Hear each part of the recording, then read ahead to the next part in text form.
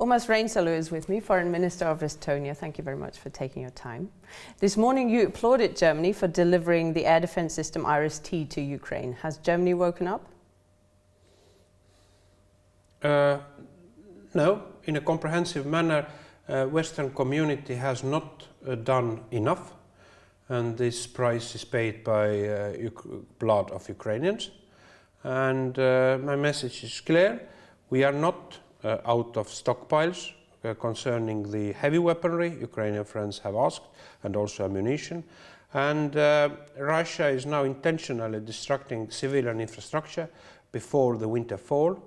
And to give a particular air defense in a larger sense to Ukraine, we need to act to avoid this Guernica taking place.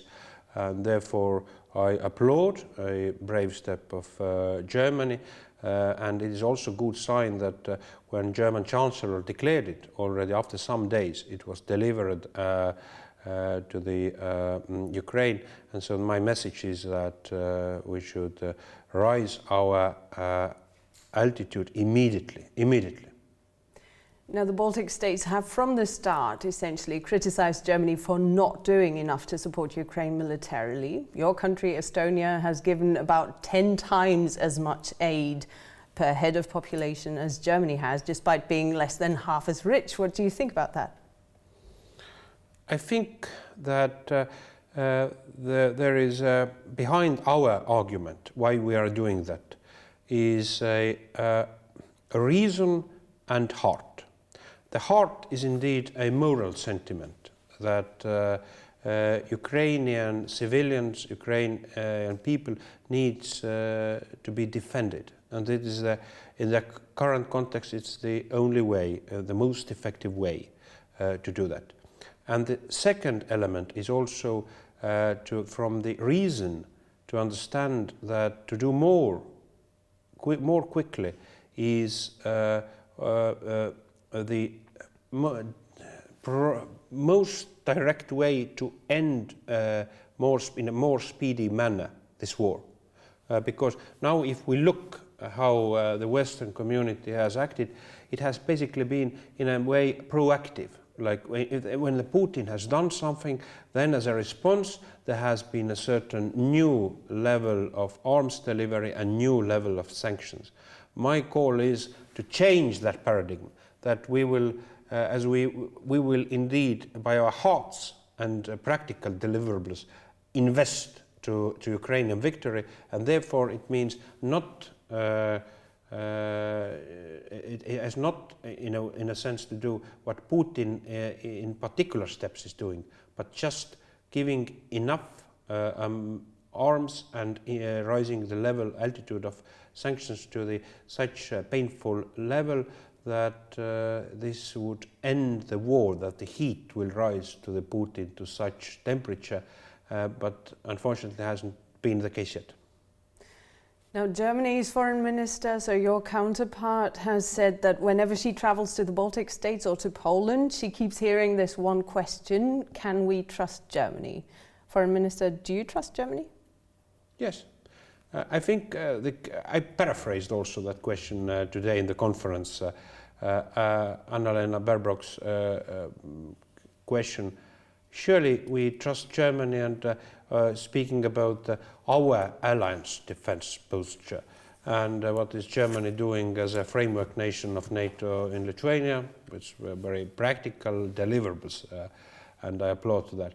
But the question is now a more extension. Can Ukraine trust West? This is a question, and the response is still on the way to deliver, because in that context we have capabilities to act more, and it depends on our determination and willpower. Putin has put all in escalative steps now made in recent time, and we should also show our determination by ramping up the price of this aggression. Now, MPs in your country have voted to label Russia a terror state. What does that imply? I mean, how can this change also Ukraine's perception of what the West is doing when you change the narrative, when you change the wording? It's very important, I think, because in the beginning there was a word, to quote script. And so to take also, I think that this attribution of the what is going on is of the most important basis also to commit actions. Estonia was the first country on earth also to declare this war as a genocidal war. I drafted it, the text. I spoke many international law experts. I spoke with representatives of victims, and so my message is clear that this Putin intent is to annihilate one nation. So this is a central intent, and all these actions have showed that basically they can, all these actions in this genocidal war can describe by the articles of genocidal convention against genocide. So and also some parties or actors also in the West have avoided this description.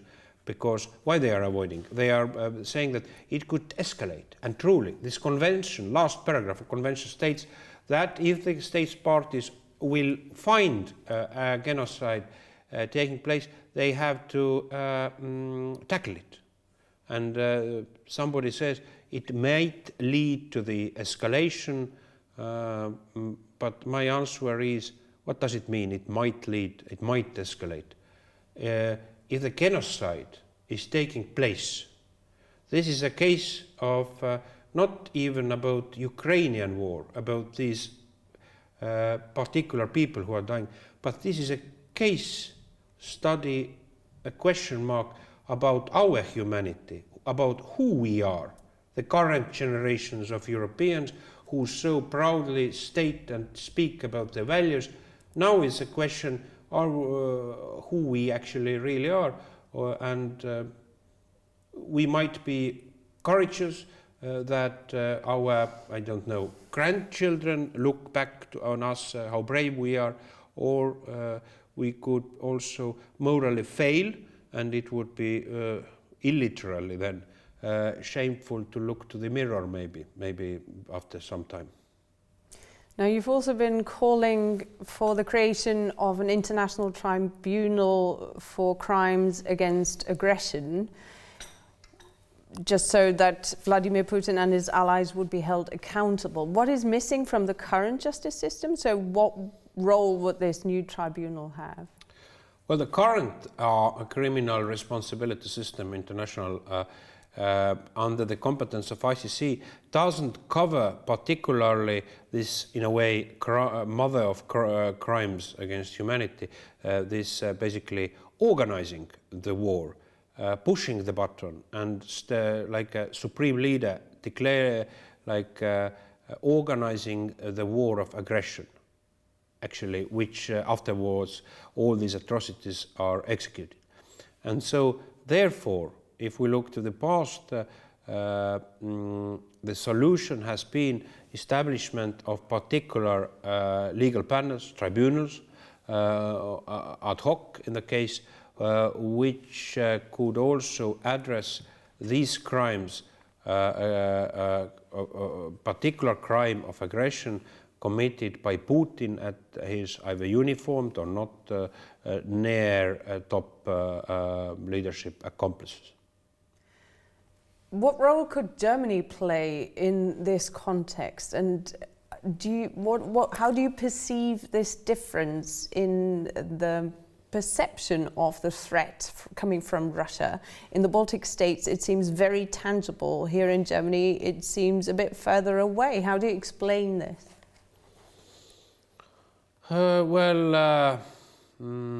Although Berlin and Tallinn are quite a similar distance from Kiev, in that perspective, to put. But true is that we are a neighboring country to Russia. We are in that context indeed as a certain cape of NATO. And Madrid, a particular set of decisions about the a new level of allied defense should be implemented. We have got additional forces from allies. We are grateful for that. Much needs to be more done. We would like to see a permanent troops on our soil. But what is very important is that if I just read the Gorbachev memoirs, and I remember the late Gorbachev period from the Cold War times, and it could be asked whether world or the security situation in Europe was then more peaceful than it is now. And my answer is surely it was then more peaceful, or at least more expectable from the security or predictable. And now the time has changed, but also looking, for example, the amount of US troops in Europe.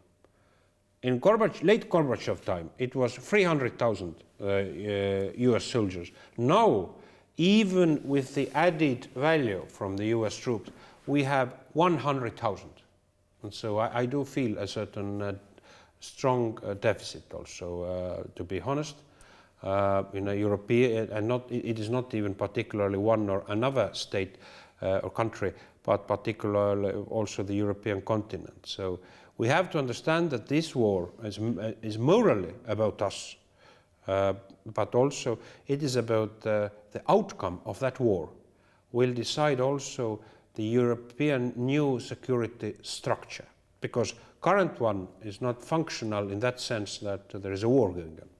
And the Europeans have relied on the Americans essentially to provide for the continent's security for a long time, and now lots of politicians are beginning to argue we need to become more sovereign, we need to also strengthen our own defense. And in this context, ministers have just signed and governments have signed the European Sky Shield initiative.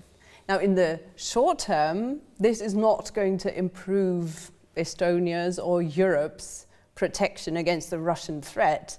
But do you expect the Russian threat to continue for so long that it warrants such an investment that is going to take years to implement, to create a sort of an iron dome over Europe? Well, I'm not making a politically incorrect call for regime change in Russia. But let me state that no nation in Europe can sleep at night in peace when Putin regime is in Kremlin in power. So this about the investments to defense in long perspective and smaller perspective, I think surely we need to think like in a more ecumenical approach about the security. But now the central point of gravity is indeed how to win, how to support Ukraine to win this war. Because without our stronger support, economically, military equipment, and more pain on Russia by sanctions, Ukraine can't survive consistently. This is an issue we have to understand. We can say that, okay, we give one donation and not now we are looking on our news program another news. No, it is our moral duty. If Ukraine is getting losses, it is our undone work. And with that responsibility, we go in the morning to work and doing whatever in our continent where bombs are not dropped to the kindergartens. Would you like to see Vladimir Putin go to jail? To hell.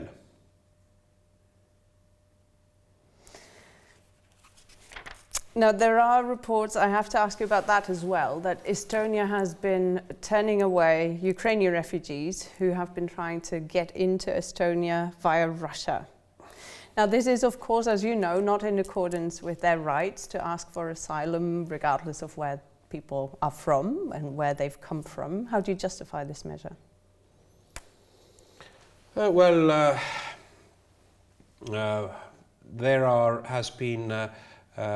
Estonia has received many Russian citizens. Now we have, together with our land border countries, put a clear set of restrictions that we are only under particular circumstances letting Russian Federation citizens in, dominantly visiting near relatives, humanitarian cause, of course these people who belong to the civic resistance against Putin. And surely we are making also on border security checking. And also we are passing also through in our eastern border security check on Ukrainian citizens. So we have now received, Estonian population is about 1.3 million. We have received around more than 100,000 Ukrainian citizens. We have refused maybe 1% of that amount. And the reason is that there is something wrong, that they do not apply to these clear circumstances of being refugees coming from Ukraine. There might be people who have resided in Russia already far before the fall of this stage of war, or something which is might raise security concerns. So, but all these cases are handled, of course, in a humanistic, speedy and individual decision-based manner. So what do Ukrainian refugees need to prove in order to be let in to Estonia? If there are true Ukrainian refugees, just give the objective information on the cause, or if they have any information, to give information. If they have documents, give documents, and they will be let in. If there is problems which might rise, and in this particular security context, and we are cooperating also with Ukrainian officials in that matter, we have to admit that there is a strategic adversary from where people are coming, and surely we have to pass particular procedures in that context. There is now in the Baltic Sea there have been explosions. We have seen also already before the fall of this stage of war rather dramatic terror acts, assassinations in Germany, radioactive agent use in UK, detonation by Russian operatives of explosive barracks in Czech Republic. So these things have happened also committed by undercover Russian agents who have used false identities in tourist visas. So is Germany naive when they say we are going to apply strict security checks, but essentially we are going to let everybody in who's escaping the war?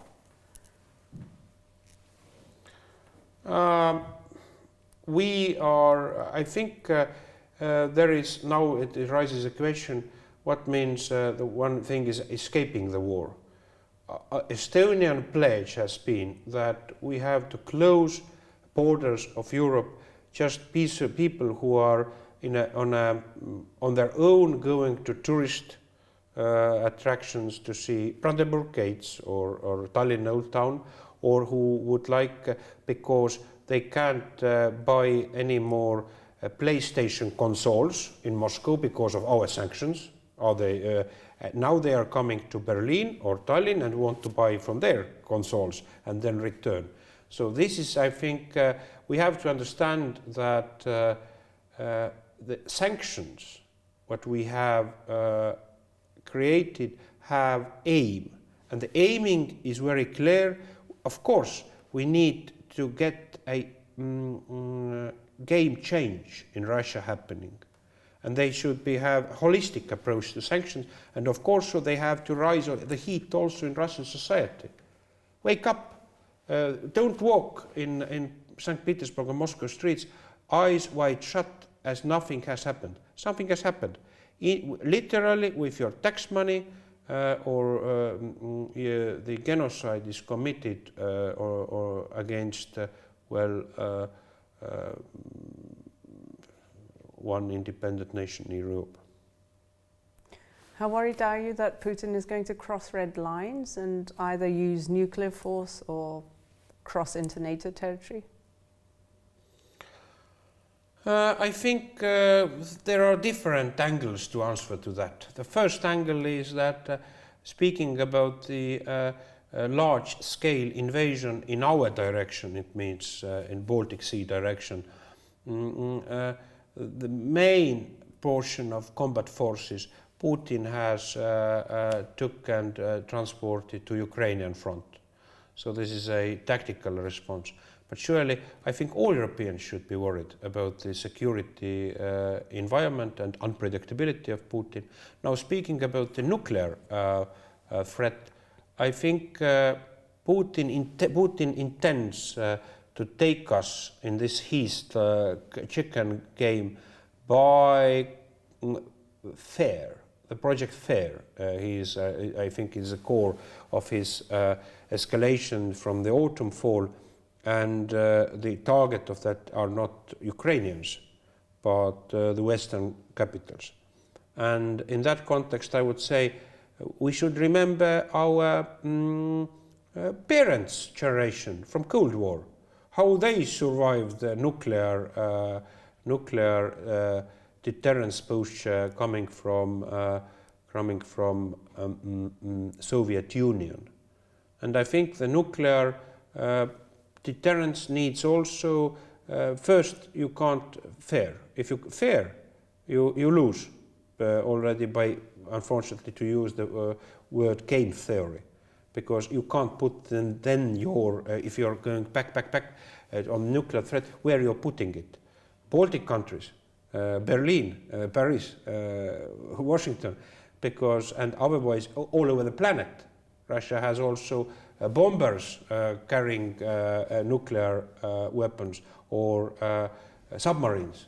So in nuclear deterrence answer is very clear that there's a conventional war going on, one thing. If Russia uses nuclear weapons or nuclear terror against civic nuclear objects, what there are several in Ukrainian soil, then the response will be very fatal in that context, and that has been stated by White House. The European leaders have stated what it is. Well, this is ambivalency in Kremlin. They have to work out, but I think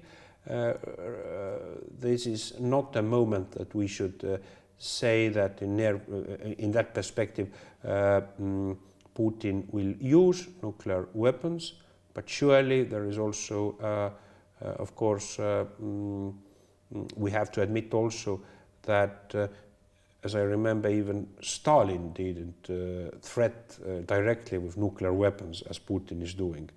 Well, Stalin had a more ambivalent discussion about world peace and about socialist ideals we carried out with nuclear might. But surely this is, we have to understand that our posture or our mistake as a Western community mistake has been strategically that we have taken all these actions of Russia against West as a separate elements, a set of separate elements. Either these have been wars, either these have been terror actions or interferences to elections or economic or political corruption or info-ops. No, this is a one grand set to get superiority over West.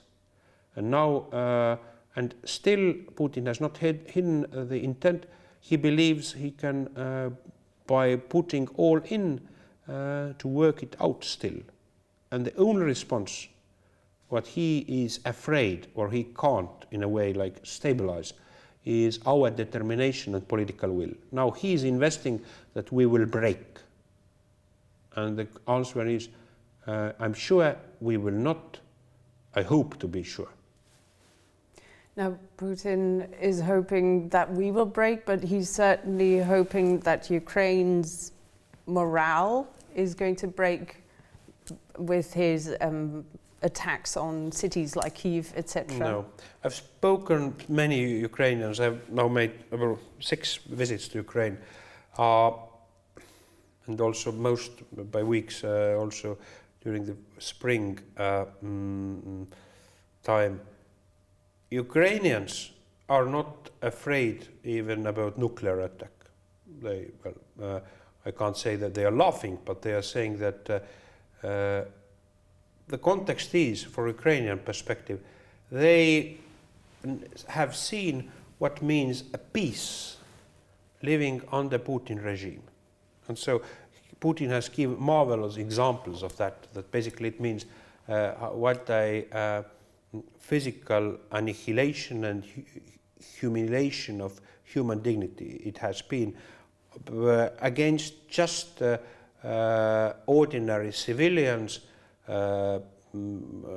living under the occupation territory. But can I just ask about this latest new tactic where we're seeing the use of drones? We're seeing the use of those one-use drones, essentially, that explode in cities. There is some evidence that these are supplied by Iran. Now, Iran denies this, but do you have evidence that Iran is behind supplying these drones or possibly even rockets to Russia? And how much of a game changer is this tactic? No, I hope not a game change in like a military meaning, but this is a question of military experts in that context. I believe that it is, in this case, it is strategically very important that European Union, the West, will give a clear response to Iran. That it is not a case where you are autocracy or whatever country, and you think you will get any kind of whatever either political investment benefit or economic benefit by becoming either indirect or direct accomplice in that war by supporting military means.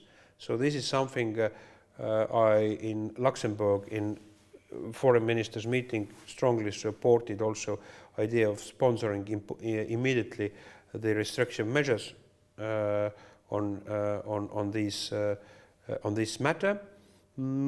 Speaking about, do I personally have seen these drones transported from Tehran to Ukraine? Answer is negative. But in these cases, on the attribution, we have to rely on our partners. And also on Monday, very clearly, Ukrainian Foreign Minister stated that their attribution is they are Iran drones. And in that context, I think, of course, European Union countries now discuss, look, the evidence, things, but I think this is a moment we need to act immediately. I'd just like to finish by asking one question about the sanctions that the EU agrees on against the morality police of Iran also this week. Now, critics are saying this is not enough and it is targeting people who essentially don't travel to Europe anyway, the mullahs. Shouldn't the EU impose stricter measures and stop the nuclear deal discussions, as critics are suggesting? I would not put these drone sanctions into the context of a nuclear deal. I think now it is, if I want to be very practical, if there is a case and also to deter other possible states parties to take part of such kind of adventures, we need to act immediately and with a very deterrent and clear response. So I think I would be open to all thoughts. European Union has had a solid and consistent position nuclear deal, but also to improve sanctions regime on these actions which take place, what take place in Iran. I think I would not put to the context of nuclear deal, but to keep the doors open to make further steps also on sanction, on restrictive measures. Yes. Foreign Minister, thank you very much. Thank you.